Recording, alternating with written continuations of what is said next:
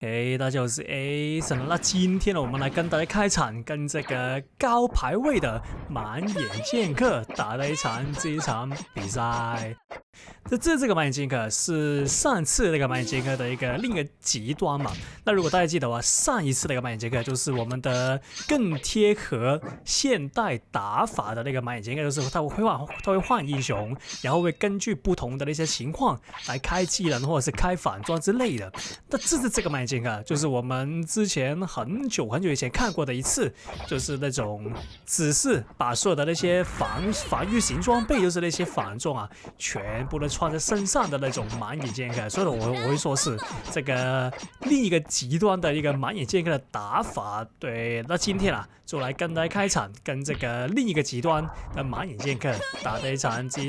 比賽。對，那其實我剛才雖然說這個是一個高排位的一個滿眼劍客，那但是其實現在這個排位，我覺得那個認受性是沒那麼高，就是其實現在那個排位基本上就我覺得是沒什麼用處的，因為根據之前我所說現在那個 MMR 系統導致很多玩家，就是以前會認真玩的一些玩家，就是以前會認真衝排位的玩家，都為了有這個遊戲體驗就把自己的排位打低，那就是為了可以說的更多人來享受這個遊戲那因為其實很多人都喜歡打不同的玩家，而不是不停重複打一個玩家來衝排位。說到我覺得現在這個機場的排名認受性是比較低一點的，那除非你的排名是很高，例如說前1到5名。那因為那些前段一點的一些玩家打的一些玩家都是重複的，就是他們幾個高排位的不停的互相競爭來導致出現在這個結果的。那說到那種比較高排名一點的認受性會比較高一點，那但是我們平時遇到的那種就老實說排名看看就好，就沒有什麼認受性對我來說。對，那我們來到這個第2回合了中階段，那也是打這個防禦型的滿眼劍客，我們要做的事情是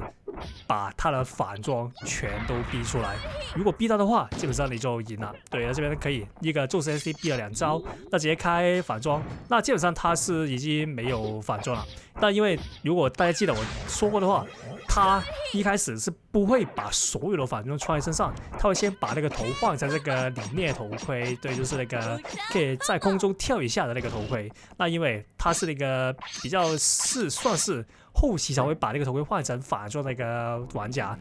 那所以的話，你剛才看到他盔甲跟那個披風連續開了，那基本上你要做的事情是不停地追着他來打，不會讓他有這個時間把這個頭盔換成反裝，那基本上他就沒有這個防禦能力了，就可以把它收掉。那到這個第3回合也是一開始，我們前期階段不會讓他削那麼多血。那打滿眼劍客我們要小心一點，就是不要讓他滾雪球起來，因為大家知道滿眼劍客這個基礎攻擊力非常之高，也是那句不知道為什麼那個後期英雄作為後期英雄的滿眼劍客，他的基礎攻擊力真的非常之高，高到難以置信。那可以看到在這個滾雪球的影響下，我的血量就讓他壓成這樣，那就沒辦法了。那因為技能階段還沒到，那我的血量已經被他壓這樣的話，這回就真的沒救了，要我來說的話，但是還是要盡量打，但因為其實還是可以打。哎呦，那這樣一個不行了，如果技能都空掉的話，因為他的技能還沒開，那我的血量已經成這樣的話，我們就做一個最後的掙扎。對，那這邊的話小一點OK， 那我們技能全都交了，就是看他好像還有1招反裝，那這邊呢，如果他有反裝開的話，那基本上我就等於完蛋了。對，那我應該是完蛋了，因為我4招技能已經全交了。OK， 來到這個第4回合，那所以的話可以看得出來，打這種滿眼劍客，尤其是那種把所有反裝裝在身上的那種玩家，我們小心一點，就是不要讓他滾雪球。对，他一滾起來那個威力非常之可怕。对，來到這裡的話，也是一開始哎呦，可惜，那他失手了，但我沒有預想到他失手，所以他沒有抓他那個硬直，那我們就可以。那好險是兩邊都是沒有預想到自己失敗，跟沒有預想到對面失敗，那所以呢就是沒事發生。对，那這邊呢應該直接開 SD 把他打下去。那因為也是那句沒有裝術士衣或者是精靈頭的玩家，他的跌傷都非常之低，所以的話直接打下去，你打他的你所扣他的血啊是非常之多的。OK， 這就開頭盔可以啊，那也是，哎呦，那我反應慢了，那也是啊，能抓就抓，不要省技能。那我們的盔甲跟披風還沒開，那他可以看得出來，他在那邊就是很明顯是換裝備，換什麼裝備？就是換成那個九尾頭啊，把頭盔。那這邊九尾頭開了，那他應該剩一招反裝。